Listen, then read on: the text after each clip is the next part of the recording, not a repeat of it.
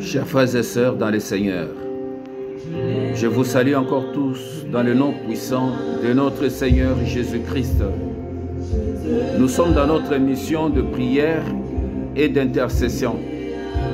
Nous prions, bien-aimés, pour que Dieu nous donne la force de tenir debout, de rester debout jusqu'au temps de l'avènement de notre Seigneur et Sauveur Jésus-Christ. Bien-aimés, nous sommes dans notre étude de l'Apocalypse 19 où nous étudions la profondeur de Jésus-Christ, parce que Jésus-Christ incarne l'amour du Dieu vivant, incarne la nature du Dieu Tout-Puissant. C'est cette nature, bien-aimée, que nous voulons que cela habite en nous. Nous voulons être comme Jésus. Voilà pourquoi chaque jour nous sommes en train de décortiquer sa nature, de rentrer dans la profondeur de son amour et de nous imprégner de son esprit. Nous avons parlé que Jésus-Christ est roi des rois, il est la parole de Dieu, il est la lumière du monde, il est le prince des rois de la terre, il est le roi de la justice, il est aussi le roi de la paix. C'est qu'on ne peut jamais vivre la paix en dehors de Jésus-Christ. On ne peut jamais connaître, vivre la justice en dehors de Jésus-Christ. Voilà pourquoi il nous donne cette parole. Cette parole, bien-aimée, transforme notre vie pour que nous soyons les enfants de Dieu. Nous sommes appelés à devenir enfants de Dieu. C'est un processus. La parole de Dieu nous parle dans Apocalypse chapitre 19, verset 17. Les oiseaux qui volent haut dans le ciel sont invités, bien-aimés, au grand festin. Ici, on nous parle des oiseaux qui volent haut dans le ciel. Dans Apocalypse chapitre 19, verset 17, la Bible dit ceci. « Je vis un autre ange debout dans le soleil et cria d'une voix forte à tous les oiseaux qui volaient en haut dans le ciel. Venez, rassemblez-vous pour le grand festin des dieux, afin de manger la chair des rois, la chair des chefs militaires, la chair des guerriers,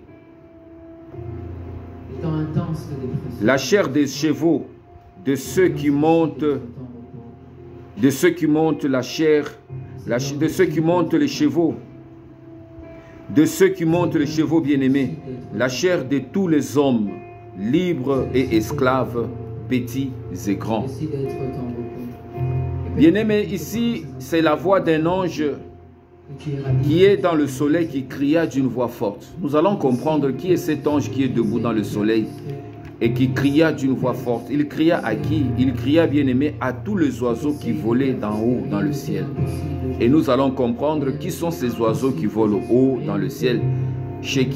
À qui l'ange envoie ce message? Qui sont-ils, bien-aimés? Vous savez, le monde spirituel, c'est un monde imagé. Jésus lui-même utilisait parfois les paraboles pour essayer d'illustrer le royaume des cieux. Voilà pourquoi chaque illustration, bien-aimée, qui est indiquée dans la parole de Dieu est symbolique. C'est un code. Nous devons décoder pour comprendre le livre d'Apocalypse. Beaucoup de chrétiens craignent de lire le livre d'Apocalypse parce qu'il est truffé de beaucoup de mystères. Mais l'esprit que Dieu nous donne, bien-aimé, c'est pour révéler les choses qui sont cachées. Il n'y aura rien qui sera caché parce que l'esprit de Dieu nous révèle. Jésus est la lumière. Et lorsque nous invoquons Jésus comme étant notre lumière, il doit nous ouvrir notre esprit afin que nous puissions comprendre le langage de l'esprit. Nous savons, bien aimé, chaque structure a son langage. Lorsque vous allez chez le médecin, il écrit une ordonnance, c'est un langage médical. Lorsque vous allez chez le couturier, bien aimé, il peut décrire un modèle, c'est un langage. Lorsque vous allez chez chaque domaine, bien aimé, exprime a un langage. Les militaires, ils ont le morse. Ils expriment aussi leur langage, ils ont des codes. Lorsqu'ils parlent parfois à la phonie, alpha, alpha, alpha, X s'appelle Y. Parfois tu ne comprends pas, c'est un langage. Et aussi Jésus a aussi un langage qu'il explique. Tout enfant de Dieu doit comprendre le langage de son Père. Si tu es un aigle, tu voles haut. tu vas entendre la voix de l'aigle, l'aigle mère, l'aigle royal lorsqu'il crie dans le haut. Lorsque tu es un coq, tu es une poule, tu dois entendre la voix de la poule mère lorsqu'il veut rassembler ses enfants, bien-aimés, comme la poule rassemble ses poussins. Il faut entendre le son de la trompette, si c'est le son de la guerre, si c'est le son, bien-aimé, de se préparer pour partir, pour quitter, pour lever le camp. Un enfant de Dieu doit sentir, doit comprendre le son de la voix de son Père. Voilà pourquoi, bien-aimé, il est important de comprendre que l'ange est debout dans le soleil. Bien-aimé, cet ange, ce n'est pas la première fois qu'un ange est associé au soleil. Dans ce verset 7, bien-aimé, un autre ange monte du côté du soleil levant en tenant le sceau de Dieu vivant. Un autre ange monte du soleil levant en tenant le sceau de Dieu vivant. Cet ange, bien-aimé, crie d'une voix forte. Cet ange crie d'une voix forte et donne des ordres aux 4 anges qui ont reçu le pouvoir de faire du mal à la terre et à la mer. Il donne les ordres. C'est que dans la hiérarchie angélique, il y a des anges qui sont puissants, qui ont autorité sur d'autres anges. Et c'est cet ange bien-aimé qui est dans la catégorie des archanges. Il donne les ordres aux autres anges bien-aimés. Donc c'est très important de comprendre ici les Écritures. Dans le mystère bien-aimé des anges, tous les anges bien-aimés n'ont pas la même nature. Tous ont la même nature, mais ils n'ont pas la même influence. Ils n'ont pas la même catégorie. C'est comme dans l'armée. Il y a les caporales, il y a les officiers supérieurs, il y a des officiers bien-aimés qui sont de rang très supérieur. Voilà pourquoi il est ici à comprendre l'échelon de chacun. Donc le fait que cet ange bien-aimé tient le sceau de Dieu vivant indique qu'il s'est trouvé en la présence même du souverain de l'univers et que Dieu lui a confié quelque chose de l'extrêmement important. Cet ange bien-aimé détient le sceau du Dieu vivant. Vous savez, ceux qui peuvent détenir dans le gouvernement le sceau, ce qu'on appelle le gardien des sceaux, c'est le ministre de la Justice. Le ministre de la Justice est toujours, le ministère de la Justice est toujours lié au garde des sceaux. Pourquoi il doit garder les sceaux? C'est que tous les sceaux qui sont dans l'administration, que ce soit la présidence, que ce soit dans le gouvernement, doivent être contrôlés par le ministre de la Justice. Et lorsqu'il y a un faussaire qui pose le sceau qui n'est pas légal, bien aimé, il doit courir ce qu'on appelle la pénalité. Il doit être interpellé et être traduit en justice. Donc, le gardien du sceau, bien aimé, qui est comme le ministre de la Justice, et nous l'avons indiqué ici, c'est lui qui est le roi de la justice, bien aimé, c'est Jésus. Ici, la Bible nous dit que cet ange, bien aimé, tienne le sceau de Dieu. C'est-à-dire, il tienne la justice. C'est un ministère de la justice. Ce n'est pas n'importe quel ange, bien aimé. C'est lui, bien aimé, qui réglemente toutes choses. Aucun événement ne peut arriver dans ce monde sans son accord. Aucune situation, aucune calamité. Comme Dieu a dit, Dieu ne fait rien sans avoir averti les anges. Aucun malheur ne peut arriver dans le monde sans que Dieu ne soit l'auteur. Et qui est maintenant le gardien des sceaux qui peut approuver pour dire que ce que Dieu veut faire, il approuve le sceau de Dieu, c'est cet ange. Cet ange bien-aimé, nous allons le voir, il incarne beaucoup de pouvoir. Il ne peut pas être un ange normal. Qui est-il, bien-aimé? C'est qu'il détient une mission très importante, bien-aimé. Cela signifie qu'il lui a été confié le pouvoir. C'est que Dieu lui a confié un pouvoir. Tout porte à croire que, bien-aimé, que l'ange qui vient du soleil levant n'est autre que Jésus.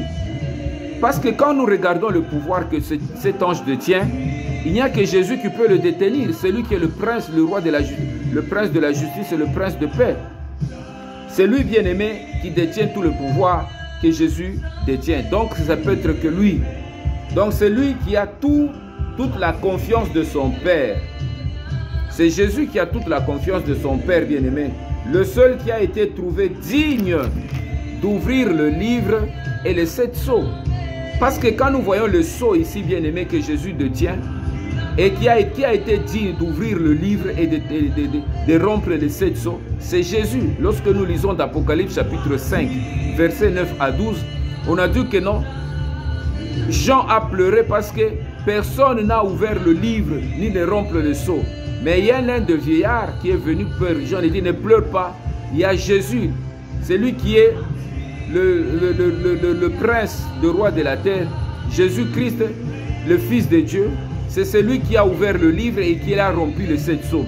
Voilà pourquoi il est digne de recevoir le sceau de Dieu. Le sceau de Dieu incarne l'approbation de Dieu. Voilà pourquoi, bien-aimé, Jésus-Christ ici, c'est cet ange qui est dans le soleil. Il est l'image de cet ange dans le soleil. Nous connaissons l'histoire du soleil, bien-aimé. Alors que l'ange debout dans le soleil, bien-aimé, correspond à l'ange de l'Apocalypse 7.2. Donc à Jésus-Christ. Le soleil, bien-aimé, représente symboliquement Dieu. Parce qu'on représente Dieu au soleil. Il est le soleil levant. Lui-même, il est la source de la lumière divine. Jésus est la source de la lumière divine. Jésus détient toute la source d'énergie vive. Aucune énergie bien-aimée vive ne peut se manifester sans Jésus, ne peut sortir en dehors de Jésus. Donc Jésus bien-aimé, c'est la source. Si tu veux que bien-aimé, comme de toute bénédiction, Jésus c'est la source de toute richesse. Jésus c'est la source de tout pouvoir. Jésus c'est la source de toute connaissance. Jésus c'est la source de toute force. Jésus c'est la source de tout honneur, de toute louange et de toute gloire. Il n'y a aucune gloire bien-aimée que Jésus n'est pas la source.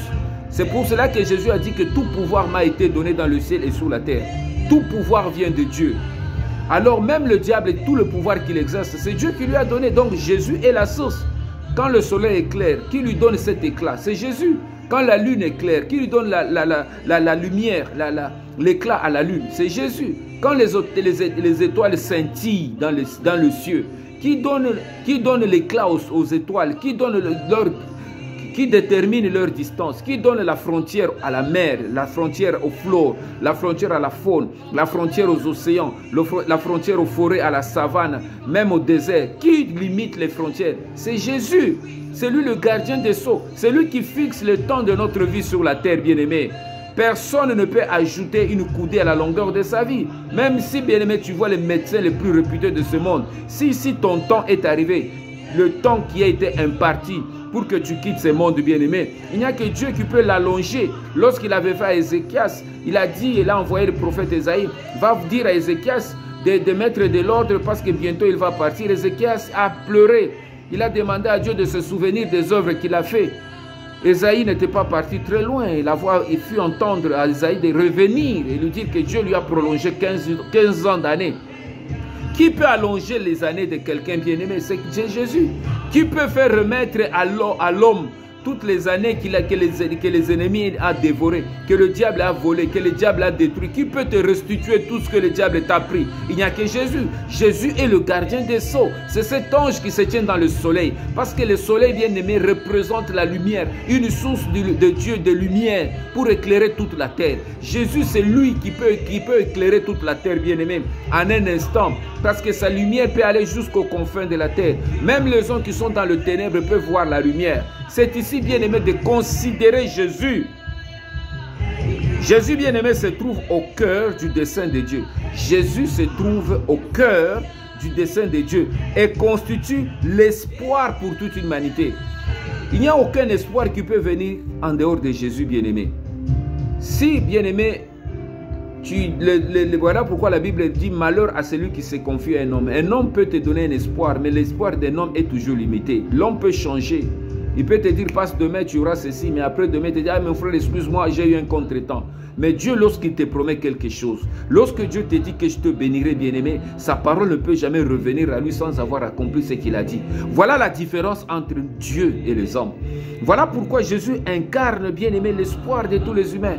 Si tu manques l'espoir, si tu n'as plus l'espoir par rapport aux conditions de vie que tu mènes sur la terre, tu vois que ta vie n'a plus d'issue. Tu as déjà parcouru autant d'années. Maintenant, tu rentres dans la cinquantaine, dans la quarantaine. Tu es dans la ménopause. Je ne sais pas quel temps que tu es en train de vivre, bien-aimé, en ce moment. Bien-aimé, ici, il y a quelqu'un qui peut te donner l'espoir, c'est Jésus. Jésus peut t'ouvrir une porte là où il n'y a pas de porte. Il peut frayer un chemin même dans le désert. Il peut frayer un chemin même dans la forêt. Il peut même frayer un chemin dans les rochers. Jésus peut faire sortir même de l'eau dans un désert. Parce que c'est lui qui incarne tout espoir. Il a démontré dans l'histoire de l'humanité quelle est la situation qui peut être impossible à cet homme? Celui qui se tient dans le soleil, bien-aimé, il détient tout le pouvoir. C'est lui qui est notre source de lumière. La lumière du monde, bien-aimé, c'est Jésus. C'est lui qui éclaire le monde. Bien-aimé, il nous éclaire sur les choses qui doivent arriver demain en 2025. Il va nous éclairer, il nous montre, il nous prépare, afin que nous ne puissions pas marcher dans l'obscurité. C'est lui, bien-aimé, qui agit au nom de son Père.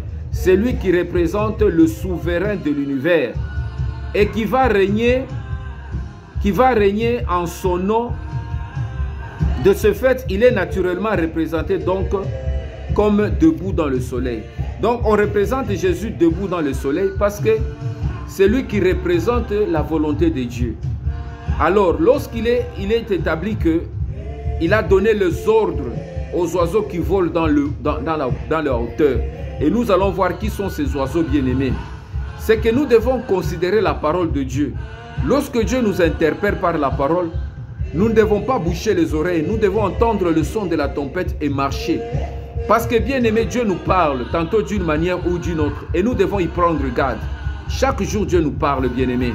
Que Dieu, bien-aimé, nous éclaire et débouche nos oreilles, afin que nous puissions entendre la voix de Dieu. Jésus dirige, bien-aimé, tous les événements du temps de la fin. Aucun événement ne peut arriver sans que Jésus ne puisse la diriger.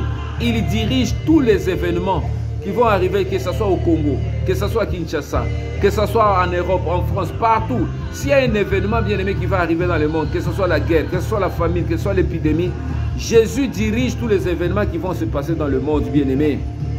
Tous les événements du temps de la fin, et il tient, bien-aimé, le sceau de Dieu, le sceau de Dieu vivant. C'est que Jésus a reçu tout pouvoir. Il a dit dans Matthieu 28, verset 8, tout pouvoir m'a été donné dans le ciel et sur la terre. C'est que Jésus maintenant rentre dans l'exercice de son pouvoir. Voilà pourquoi Jésus que nous avons connu comme étant faible, comme l'agneau qui ôte le péché du monde, maintenant Jésus se positionne et manifeste maintenant sa souveraineté. Il manifeste maintenant sa royauté. Jésus se présente comme étant le roi de la terre, le roi des humains, le roi du monde. Il va manifester maintenant la justice. C'est lui, bien-aimé, qui dirige les armées célestes et même la guerre finale. Il y a une guerre qui va se passer sur la terre. Qui va la diriger? C'est Jésus. Jésus dirige cette guerre et il va la diriger pour la victoire totale. Cette guerre, bien-aimé, c'est la guerre de Dieu. C'est la guerre de Dieu Tout-Puissant. Voilà pourquoi toutes les armées, nous faisons partie de ceux-là, des guerriers qui se positionnent dans le rang de Jésus pour combattre à côté de lui. Nous combattons dans la prière, nous combattons dans l'intercession, nous combattons avec la justice. Nous combattons, bien-aimés, pour que le règne de Jésus soit manifesté sur la terre. Nous ne lâchons pas, nous ne baissons pas la garde. Et c'est Jésus qui nous accompagne dans ce combat, bien-aimé. Et lui, bien-aimé, qui lance l'invitation aux oiseaux du ciel pour le grand repas de Dieu. Il y aura un repas de Dieu, un grand repas. Et nous allons comprendre cette invitation, qu'est-ce que cela signifie. Voilà pourquoi, bien-aimés, nous devons nous tenir toujours prêts. Parce que, bien-aimés, les choses vont changer dans notre vie. Les choses vont changer dans le monde. Nous vivrons un événement, bien-aimé, des événements qui vont concourir à l'émergence d'une nouvelle vie, d'une nouvelle émergence de vie, d'une nouvelle politique mondiale qui va s'opérer, bien-aimé, dans le monde. La politique qui sera assise sur la justice. Que Dieu vous bénisse et vous encourage. Seigneur, je te remercie et je te rends grâce, toi le gardien des sceaux. Toi l'ange qui se tient dans le soleil. Toi l'ange qui se tient dans le soleil, ô Éternel notre Père. C'est toi l'ange qui se tient dans le soleil, Père, et qui crie d'une voix forte. Nous entendons ta voix, ô Éternel, qui crie pour nous interpeller, nous les aigles, nous les oiseaux qui volons dans la hauteur, afin de pouvoir nous interpeller du temps où la guerre va se passer sur la terre, où l'ennemi, bien-aimé, va être anéanti. Je te remercie, Seigneur, pour cette invitation solennelle que tu lances à mon frère et à ma sœur, pour être interpellé du fond de notre cœur que le temps est proche. Celui qui se tient dans le soleil, ô Éternel, qui garde le sceau de Dieu. C'est lui qui approuve chaque chose qui s'est fait sur la terre. C'est lui qui donne l'ordre aux autres anges de pouvoir agir avec détermination. Merci Seigneur parce que l'heure est arrivée où Dieu se révèle et révèle sa puissance et toute sa puissance pour incliner le cœur de ceux qui croient qu'ils sont tout puissants et défléchir les genoux des impies, défléchir le cœur de ceux qui sabotent et qui détruisent la terre. Seigneur, je te remercie Père pour ce grand rendez-vous où nous sommes conviés, où nous sommes invités. Merci Seigneur pour la puissance que tu déploies. Merci Seigneur Maître pour le règne que tu amènes dans nos cœurs et dans nos vies. Le règne de Jésus, que ton règne vienne, qu'on sache que Jésus est Seigneur et on te craigne. Merci Seigneur pour les clés que tu ravis à ceux, Père éternel, qui pensent qu'ils sont plus forts, ceux qui dominent sur les économies du monde et qui veulent mettre leur vie, qui travaillent, qui exercent le jugement sur la terre. Seigneur, ton jugement est plus grand que le jugement des hommes.